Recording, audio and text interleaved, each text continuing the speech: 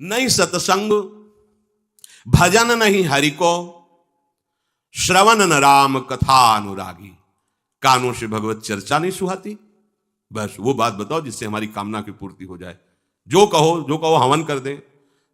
ये हवन से, ये ताबीज बांधने से, ये घोड़े की नाल की अंगूठी पहनने से ये बुरा लगेगा सबको। कुछ नहीं होता, कुछ नहीं होने वाला। पापाचरण करो, पूरा एक टैंकर तेल चढ़ा दो शनि भगवान में, पर तुम्हारा नाश करेंगे। क्योंकि वो तेल से प्रसन्न नहीं होते, वो हरि के शरणागत से प्रसन्न होते। ये सब हरि के अनुचर हैं, सब हरि के अनुचर हैं। जानकी नाथ सहाय करे तो कौन बिगाड़ सके नर तेरो। है ये शुक्र शनिचर राहु केत सब क्षण में वही है तेरे चेरो। जानकी नाथ सहाय करे कौन बिगाड़ सकता है। महाप्रभु हरिवंश चंद्र जी कह रहे, जो पे कृष्ण चरण मन अर्पित तो करी है का नवग्रह रंक। ये बेचारे नवग्रह भिखारी क्या तुम्हारा कर सकते हैं। यदि तुम बादशाह श्री कृष्ण के दास हो तो ये चाहे जिस नक्षत्र में बैठे हो तुम्हारे अनुकूल चलेंगे, तुम्हारे अनुकूल चलेंगे। तेल चढ़ाने की जरूरत नहीं, अपने को चढ़ा दो श्री हरि के चरणों में। और हरि से विमुख हो तो तेल नहीं, तुम चाहे तेल की फैक्ट्री इन्हीं के ऊपर लगा दो। लेकिन ये सेवक हरि के हैं और हरि के तुम विमुख हो तो ये प्रसन्न हो ही नहीं सकते, तुम्हारा पतन ही होगा। पर ये संसार समझता नहीं। भगवान नाम से मतलब नहीं, भगवत आराधना से मतलब नहीं। अरे भाई ये लोकपाल हैं, जानते हो भक्त को भी काम क्रोध क्यों सताता है। ताकत नहीं इनकी प्रवेश कर जाए, अहंकार है इसलिए। और भगवान को अहंकार अच्छा नहीं लगता, इसीलिए भगवान के सब दूत हैं, चढ़ बैठते हैं। देख तू कितना बड़ा साधक, कितना बड़ा भजनानंदी, दिखा हमें। अब फेल तो मैं भगवान की शरण, तो हो ना भगवान की शरण। और भगवान की शरण में हो जाए तो यही महासुख प्रदान करने लगते हैं, और कोई नहीं। इन्हीं के लड़का बच्चा है। द्वारिकाधीश के पुत्र रूप में कौन प्रकट हो रहा है? भगवान कामदेव, जो प्रद्युम्न अवतार है, साक्षात कामदेव हैं। कामदेव साक्षात आ रहे हैं। हम प्रभु से विमुख हो, कोई हमारा सहयोग कर सकेगा? कोई नहीं कर सकता। और अगर करने गया तो वो भी उल्टा टंग जाएगा। ये भी बात समझ लो। भगवान देख लो, हम आपको उदाहरण बता रहे हैं। तो कैसे काशी नरेश, पौंड्रक, ये सब मिलकर भगवान के विरोध में हुए। भगवान ने सुदर्शन चक्र को छोड़ा, काशी नरेश पौंड्रक सबका उद्धार किया। और काशी नरेश का पुत्र था सुदक्षिण। उसने विचार किया कि ये तो बहुत बड़े अपमान की बात है। भगवान शंकर की नगरी में रहता, काशी में महामृत्युंजय है, काल के भी महाकाल हैं। पंडितों से कहा ऐसा उपाय नहीं कि हम द्वारिका को भस्म कर दें। बोले है, भगवान शिव के ऐसे ऐसे मंत्र हैं कि वो तो विनाशकारी भी तो है ना, वो बहुत सुंदर भी है। कर्पूर गौरम करुणावतारम संसार सारम, करुणा के स्वरूप है। आशुतोष नाम है। एक चुल्लू जल ऐसा कोई देवता नहीं मिलेगा जो संसार में कोई देवता नहीं खाता, वो इन पे चढ़ाए जाते हैं। अकौड़े का फूल, धतूर का फल ये कोई पता है? नहीं पता। इतने से वो प्रसन्न, इसीलिए वो आशुतोष रीझ जाए तो पूरा नगर का नगर सोने का ऐसे दे दिया, लंका उन्हीं दे दिया। और अगर दृष्टि बदल जाए तो हनुमान जी बनकर पूछ में आग लगा को उसी लंका को नाश कर। बड़े विचित्र हाँ है भगवान शंकर, विनाशकारी, द्वारिका को भस्म कर सकते हैं। आराधना की सुदक्षिण ने, बड़े बड़े विद्वान बुलाए। काशी तो विद्वानों की नगरी, और ब्राह्मणों की विद्वता तभी सार्थक है जब प्रभु में उसका समापन हो। विद्या कौन? जो भगवान से मिला दे। अविद्या कौन? जो अहंकार माया में लगा दे। तो उन विद्वानों की यह समझ में नहीं आया कि किसके विरोध में मुझे अनुष्ठान में बैठाना है। बैठ गए, अनुष्ठान शुरू किया। तो मंत्रों में ताकत तो है ही। भयंकर कृत्या प्रकट हुई, विश्व का विनाश करने की सामर्थ्य रखने वाली। मंत्रों के द्वारा उसे प्रेरित किया, जाओ द्वारिकापुरी को ही भस्म कर दो। और यह पता नहीं था कि द्वारिकापुरी ब्रह्मा की बनाई हुई नहीं है। सारी की सारी शक्तियां ब्रह्मा की बनाई हुई चीज पर बिगाड़ सकती हैं, लेकिन चिदानंद धाम में इनका तो प्रवेश नहीं। अब दूर से द्वारिका में दिखाई दिया, भयंकर ज्वाला में कृत्य आ रही।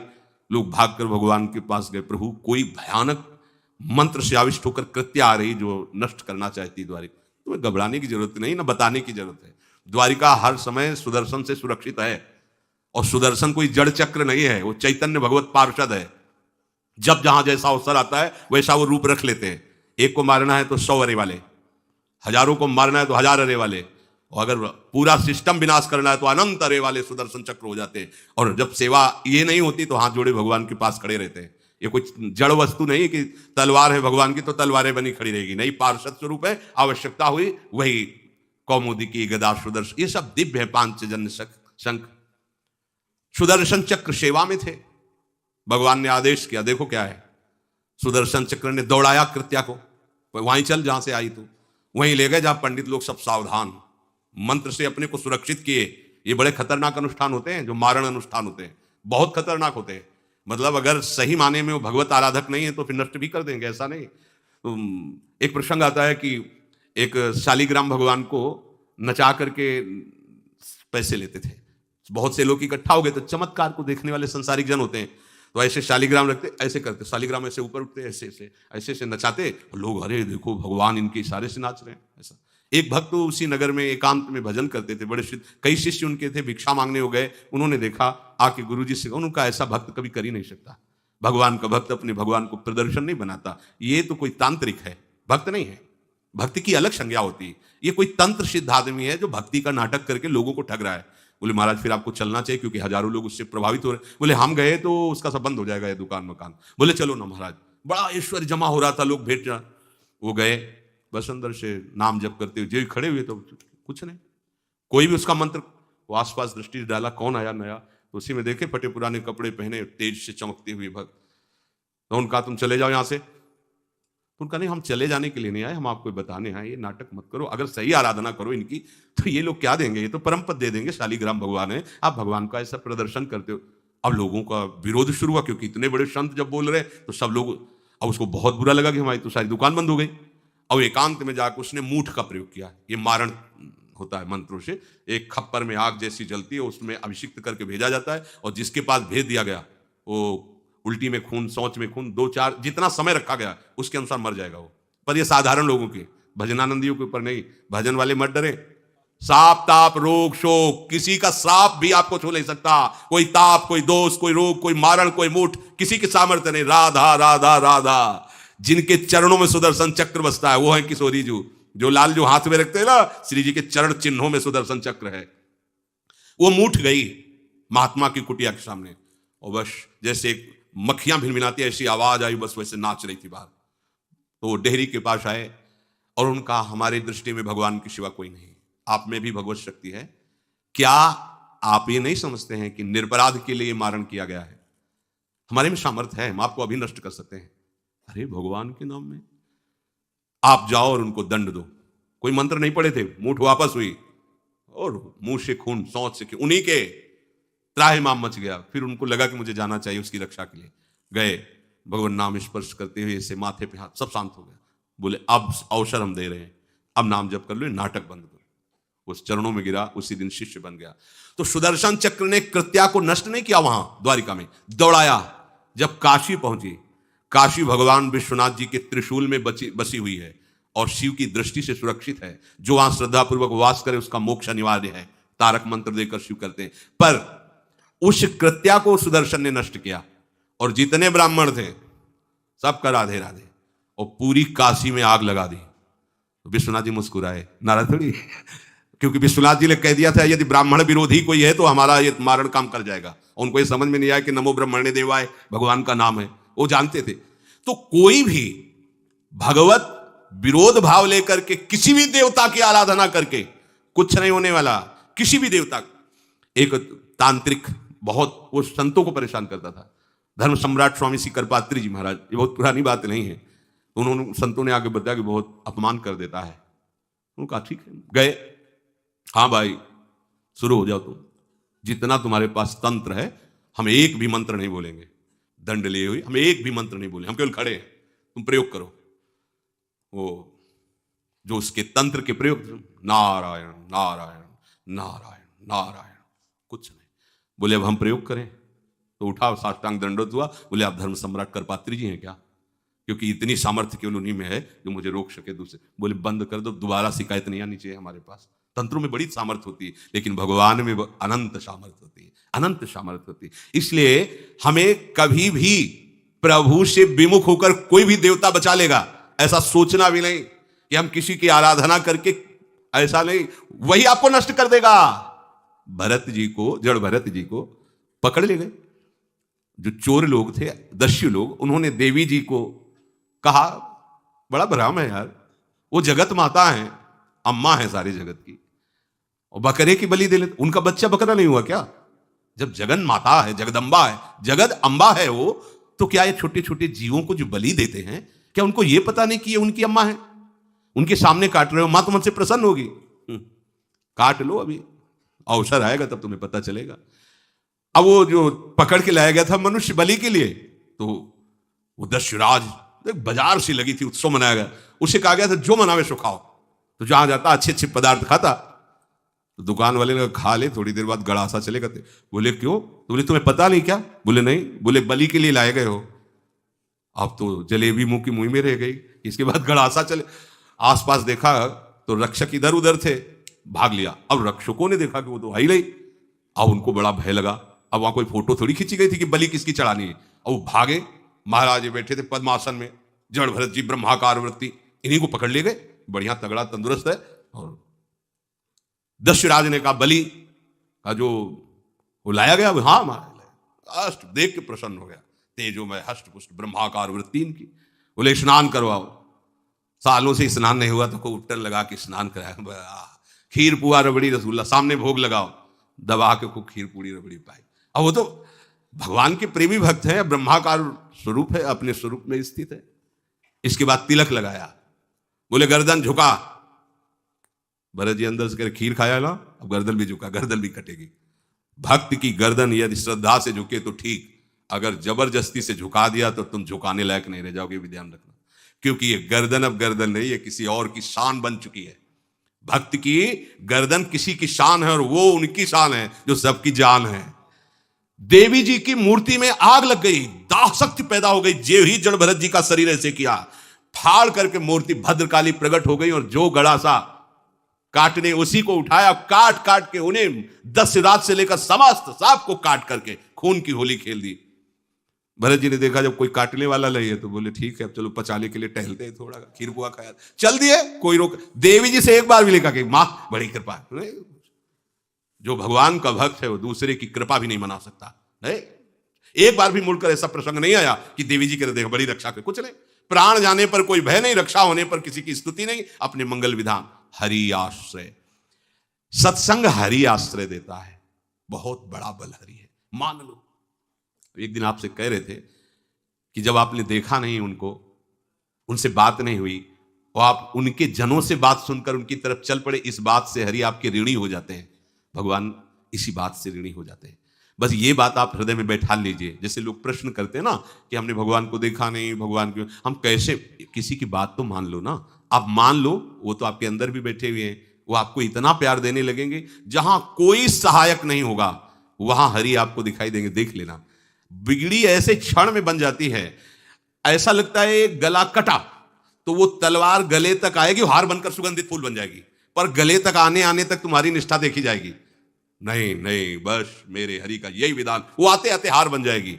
वो तलवार तुम्हारा गला नहीं काट पाएगी, क्योंकि गले में हरि नाम चल रहा है। मान लो, हमारी महालक्ष्मी चरण चापती रहती, क्या चाहिए तुम्हें, क्या चाहिए? आप सच्ची मानिए, क्या मतलब कितनी मलिनता छा गई है। हम इसको मार देंगे तो 2 लाख रुपए मिल जाएंगे, ये कर देंगे तो, अरे भैया अगर तू हरि नाम जपेगा तो इसकी कीमत नहीं है, कीमत नहीं, अमूल्य वस्तु है। इसके ब्याज में तू कुबेर बन सकता है, मूल्य तो कभी खत्म होता ही नहीं है। ब्याज में तू ब्रह्मा बन सकता है, बनना तो चाहे। भक्तजन तो कहते हैं नहीं चाहिए मुझे ब्रह्मा का पद, परमेष्ठी पद, नहीं चाहिए सम्राट पद, नहीं चाहिए योग की सिद्धियां, मुझे प्रभु आपकी दास्ता चाहिए। ये बात कितना महासुख होगा उस भक्त को जो इन बातों को कह रहा है, नहीं चाहिए मुझे मोक्ष सुख नहीं चाहिए। वो ऐसे थोड़ी कह रहा है, श्रद्धा से नहीं कह रहा, अनुभूति से कह रहा है, मुझे नहीं चाहिए ये सब। इनमें वो सुख नहीं है जो आपके चरणों के समीप रहने में सुख है। नहीं सत्संग भजन नहीं हरि को, श्रवण न राम कथा अनुरागी, सुत बीत दार भवन ममता निसि सोवत अति न कबहु मति जागी। अरे तेरी बुद्धि सो रही है, जगा दे। पुत्र में, रुपया में, स्त्री में, मकान में, इसमें सबकी ममता होती है, सबकी, जितने सृष्टि में पैदा हुए हैं। केवल सत्संगी की नहीं होती। जो असली सत्संगी है उसकी ममता प्रभु के चरणों में होती है, क्योंकि वो जानता है सब रूपों में प्रभु ही है, ये सब पसारा प्रभु का ही है, इसलिए ममता उसकी प्रभु के चरण। एक अहमता ममता, ये जग में है दुख जाई, ये जब श्री जी की ओर लगे तो होत परम। जाग जा, बिना जागे दुख दूर नहीं हो सकता। जैसे स्वप्न में हम देख रहे हैं कि समुद्र में डूब रहे हैं, अब जागृत में आसपास सैकड़ों नाव लगा दे तो बच जाएगा क्या वो? क्योंकि वो तो सो रहा है और वो स्वप्न में देख रहा है। अब हम नाना प्रकार के तैराकों को बाहर तैनात रखें तो उसको कोई सुख मिलेगा क्या? क्योंकि स्वप्न में उसको अगर सुखी करना है तो एक ही उपाय, जगा दे। जगा दो तो ना समुद्र रह गया ना डूबना रह गया। ऐसे ही संसार में मोह से ऐसे ग्रसित जीव है, भाई इतना ही सुखचार है और उसी स्वप्न में वो दुख से निवृत्त होना चाहते हैं। अब हम बाहर से उनकी कामनाओं की पूर्ति करने वाली बात करें तो क्या वो सुखी हो जाएंगे क्या? इसीलिए कोई साधु जो भगवत मार्ग का पथिक है वो कभी सपोर्ट नहीं करेगा जाओ ऐसा। वो जाओ ऐसा ही है जैसे उस स्वप्न में समुद्र में डूब रहा है, बाहर से हम जल जहाज नाव तैराक सब लगा रहे हैं, लेकिन वो नहीं सुखी होगा। क्योंकि उसके सुख का कारण तब बनेगा जब स्वप्न हटे। स्वप्न तब हटेगा जब वो जागे। जो सपने सिर काटे कोई, बिन जागे दुख दूर न होई। तो उसको जगा दो। साधुजन क्या करते हैं? जगा देते हैं उसको। जागो, कहां मोह निशा सब सो निहारा, देखे स्वपन अनेक प्रकारा, यही जग जामिन जागे जोगी।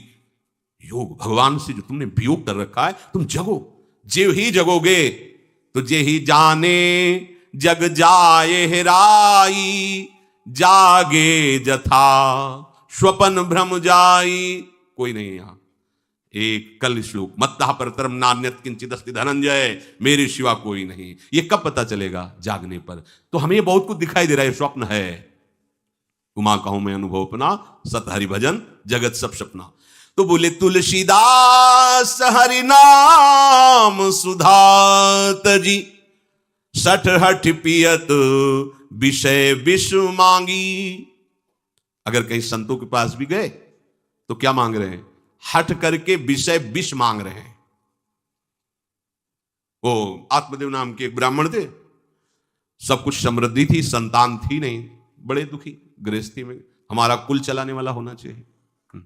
बड़ा भ्रम बैठा हुआ है, हमारा कुल चलाने वाला नहीं, तो सब बेकार, जीवन ही बेकार हो गया। बिना गुरु के यदि शास्त्र पढ़ोगे ना तो भ्रमित हो जाओगे।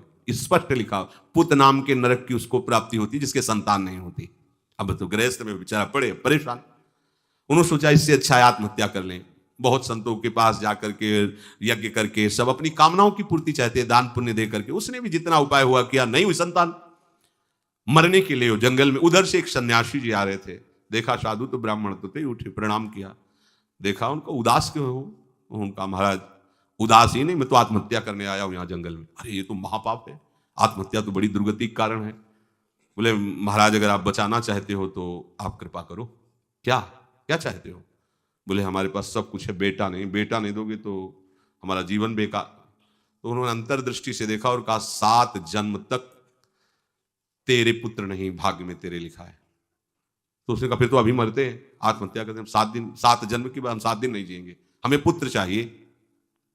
संत का दयालु। देखो जिनके पास तपस्या और भजन का धन होता है, जब भगवान अधीन है तो कुछ भी कर सकते हो, कुछ भी कर सकते हैं। प्रारब्ध मिटाना कोई बड़ी बात नहीं। प्रारब्ध जानते कोई देवता थोड़ी है, तुम्हारा पीछे का किया हुआ कर्म है। और इधर जोर का भजन है, भजन के प्रभाव से कर्म को नष्ट करने में देर थोड़ी लगती है। ये तो अच्छे शुभ कर्म करो तो तुम्हारा प्रारब्ध बदल जाएगा। भजन का प्रयोग प्रारब्ध बदलने के लिए थोड़ी है। पर वो ऐसा हट के, तो उनका देखो हट करने से लाभ नहीं मिलता है। उनका हमें उपदेश नहीं, हमें पुत्र चाहिए। अगर आप भगवत प्रेरित होकर यहां आए हो तो आप हमें। तो उन्होंने तपस्या के बल से फल की रचना की। उनका जाओ अपनी पत्नी को ये फल पवा दो और इससे निश्चित पुत्र होगा। बहुत प्रसन्न। अब कामना पूर्ण थी तो देख लो, प्रभाव देखो कामना का। प्रसन्न हुए आए। धुंधुली नाम था उनकी पत्नी का, नाम भी बहुत बढ़िया था, धुंधुली। वो कहा कि देखो ये फल खा लो, तुम्हारी संतान हो जाएगी। बहुत मीठी बात बोलती थी, मृदुभाषी, कपट हृदय। अलग अलग क्षेत्र होता है, हृदय कपट और मुख में मीठी बात। बहुत संभल के व्यवहार करना चाहिए ऐसे लोगों से। मधुरिया बानी, मीठी, क्या मृदु भाषा। नहीं प्रीतम, आप चिंता मत करो, फल ऐसे थोड़ी खाया जाता है, नहा धो के पवित्र होके फिर। हाँ उनका ये बात, तो आप अपने काम में लगो, हम पा लेंगे ऐसा। अब आपको विश्वास है? बोले विश्वास तो, इसमें क्या विश्वास, आप भी तो चाहती है ना पुत्र हो। बोले हाँ। वो जो ही गए सो अपनी बहन को बुलाया और कहा सुनो, अभी तो हम 4-5 रोटी कढ़ी चावल सब पा लेते हैं, पूड़ी खीर पुआ। गर्भ रहेगा तो पेट तो उसी से भरा रहेगा, तो हमारा भोजन रुक जाएगा। बोले हाँ ये तो बात है। अब जब पेट बढ़ेगा, अगर घर में आग लग गई तो फिर हम भाग नहीं पाएंगे, तो हम जल जाएंगे। ये निगेटिव सोच वाले लेते। और पंडित जी तो इसी बात में लगे हैं कि गर्भ रह जाए तो क्या करें, तुम्हारा हम खाएंगे तो है नहीं, पक्की बात, पर करें तो क्या करें, पंडित जी को कैसे सब। तो उनका देखो एक बात है, हमारे गर्भ है, हमारे कई लड़के हो चुके हो, गरीबी है ही है हमारे यहाँ, तुम कुछ पैसा दे देना और ये नाटक करना कि मैं गर्भवती हूं, बच्चा समय होने पर हम पहुंचा देंगे, हम घोषित कर देंगे हमारा बच्चा मर गया। तो पंडित जी को तुम नाटक में बताते रहना कि गर्भ है, बच्चा हो जाए, पंडित जिसका देना बच्चा हो गया है, तो बोले दूध पिलाने की समस्या आएगी, तो बोले ये तुम कह देना कि पहला पहला बच्चा है, हमारे वक्षा स्थल में दूध नहीं, हमारी बहन का था तो मर गया बच्चा, तो उनको बुला लेती तो बात बन जाएगी, बढ़िया बात हो गई। परीक्षा के लिए फल गाय को खवा दो, गाय को खवाया, ठीक समय पर गोकर्ण जी प्रकट हुए, दिव्य तेजो में बालक, कान केवल वो गाय के, बड़े ही विद्वान और भगवत भक्त संत के द्वारा। कहा था 7 जन्म तुम्हारे भाग्य में, बच्चा नहीं तो नहीं है, देखा गाय के हो गोकर्ण जी प्रकट हुए। उधर उनके जो बच्चा पैदा हुआ वैसे ही नाटक के द्वारा पहुंचा दिया गया, वैसे ही पूरा जैसा पहले पक्का हुआ। अब उसने कहा कि हमारे तो इस तनों में दूध नहीं, हम अपनी बहन को बुला लें, उनका बच्चा मर गया। हाँ हाँ हमारा बच्चा स्वस्थ होना, आप बुला लो, उसको हम धन भी देंगे, वो हमारे बच्चे की सेवा कर। अपने नाम से जोड़ करके उसका नाम रखा धुंधकारी, धुंधुली और धुंधकारी, अज्ञान का साक्षात स्वरूप। अब जैसे ही वो अवस्था बढ़ती गई तो उसके पापाचरण बढ़ना शुरू किए, बच्चों के साथ खेलता, खेलते हुए बच्चों को उठा लेता और कुएं में डाल देता, मतलब घोर अत्याचार। गोकर्ण जी हर समय भजन साधन शास्त्र स्वाध्याय। जब और बड़ा हुआ तो माता जी को अपने डंडों से रोज पूजन करता, पिताजी को गाली लात थप्पड़, पिताजी तो रो पड़े। गोकर्ण जी से कहा कि बेटा हमारी गाय से प्रकट हुए पर भरोसा आप ही का है, बचा सकते हो, तो बोले पिताजी जाओ यहां से, भाग जाओ यहां से, एकांत जंगल में जाकर भगवान श्री हरि का भजन करो। उन्होंने 2 श्लोकों में उपदेश किया। दूसरा श्लोक ये, धर्मम भजस्व सततम त्यज लोक धर्मान, सेवन सदा साधु पुरुषं जहि काम तृष्णाम, अन्यस्य गुण दोष चिंतन मास मुक्त्वा, सेवा कथा रसमहो नितराम पिबत्वम। हे पिताजी अब तुम लोक धर्म का त्याग करके भागवत धर्म को स्वीकार करो, एकांत में जाकर साधु महापुरुषों के संग से उनके उपदिष्ट उपदेश के अनुसार आचरण करो, प्रभु की लीला कथा सुनो, ना कोई कामना ना कोई तृष्णा, किसी के गुण दोष का वर्णन मत करना और सदैव भगवत सेवा भावना में रहना, इसी जन्म में तुम्हें भगवत प्राप्त। वो तो उधर गए, इतनी पिटाई की उसने माँ की, माँ कुएं में गिरकर आत्महत्या कर ली। फिर तो मनमानी आचरण, कुछ वैश्याओं को रखा और चोरी करके लाया। वैश्याओं ने सोचा किसी दिन पकड़ा जाएगा ये और हम, तो उसके हाथ पैर बांध दिए, चारपाई में ला के मुख में अंगार डाल, वो मरा भयानक प्रेत। कामना ने क्या किया, सर्वनाश। किसी को हरि विमुख होकर कभी सुख मिल सकता है। आप संतों के पास जाइए, अपनी कामना रखिए, हम ये नहीं कहते कि कामना तुम त्याग पाओगे, कामना रखिए, भगवान के पास जाइए, अपनी कामना रखिए, क्योंकि आप कामना से युक्त हैं, पर छूट इतनी दे दीजिए कि जिसमें हमारा मंगल हो वो करना। जैसे नारद जी भगवान से अपनी कामना रखते हैं कि हमारा ब्याह करवा दीजिए, और बाद में एक छूट दे देते हैं कि जेहि विधि होए नाथ हित मोरा। तो हरि को अच्छा लगेगा, गुरुजनों को अच्छा लगेगा कि इस कामना से इसका कोई जीवन बाधित नहीं होगा, वो पूर्ण भी कर देंगे। और अगर लगा कि इसका पतन हो जाएगा तो आप रोते रोते भी कामना की पूर्ति नहीं करेंगे। उत्तम बात तो यह है कि कामना हरि की प्राप्ति की करो, वो सर्व सुख स्वरूप है। किसी का अन्य आश्रय अन्य बल ना लेते हुए अपने श्यामा श्याम के चरणों का आश्रय लेकर निरंतर भजन करो तो ये अनुभव हो जाएगा कि सुख किसे कहते हैं। अभी तुम्हें परिचय नहीं मिला, सुख किसे कहते हैं। सुख सच्चिदानंद है, सुख एक रस है, सुख अविनाशी है, वो सुख सदैव बढ़ता रहता है, घटता कभी नहीं। एक रस होते हुए भी प्रतिक्षण वर्धमानम है, कभी कभी अंत नहीं होता इस सुख का। ऐसे अनंत सुख के लिए हमें मनुष्य जन्म मिला है। प्यारे मत खोइए, हर समय राधा राधा राधा राधा राधा, और किसी को दुख मत दीजिए, कोई गंदा नशा मत कीजिए, कोई गंदे आचरण मत कीजिए, गंदा भोजन मत कीजिए जिससे अन्य जीवों को कष्ट हो, ऐसा कोई भोजन स्वीकार मत करो। इसी जन्म में आप देख लेना, इसी जन्म में आपको वो वस्तु मिल जाएगी, निहाल हो जाओ। हम किसी पक्षपात की बात नहीं करते। अगर इस छाती को बचपन से अभी तक ऐसा, तो हम कह देते कि भाई आगे कुछ भी हो, कोई भी हमारी गलती हो, हम ये मान सकते हैं, पर हमें ये पता चला कि बचपन से आज तक जलता ही रहा, कभी शांति नहीं मिली, भागता ही रहा, पर कभी विश्राम नहीं मिला। और हम ये आपको कह रहे हैं कि जैसा प्यार प्रभु वैसा अन्यत्र कहीं कभी कहीं नहीं मिला। और प्रभु के प्यार का मूर्तिमान स्वरूप हमारी प्यारी जू, निहाल कर दिया प्रभु ने प्यारी जू के चरणों का आश्रय और उनका परिचय देकर। पूछो बस, यहां वाणी मौन हो जाती है, प्यारी जू तो प्यारी जू। और हम ही नहीं, आप सब महाभाग्यशाली है। वृंदावन आए, राधा किशोरी जी के घर में आए, और उनकी चर्चा सुन रहे हैं, उनके सिद्धांत सुन रहे हैं, कहीं ना कहीं आपके अंदर उनकी तरफ बढ़ने की इच्छा भी है। ये बहुत बड़ी बात है। बस इस इच्छा को, इस आशा को इतना बढ़ा लो कि कोई इच्छा न रह जाए, कोई आशा न रह जाए, हर समय निरंतर नाम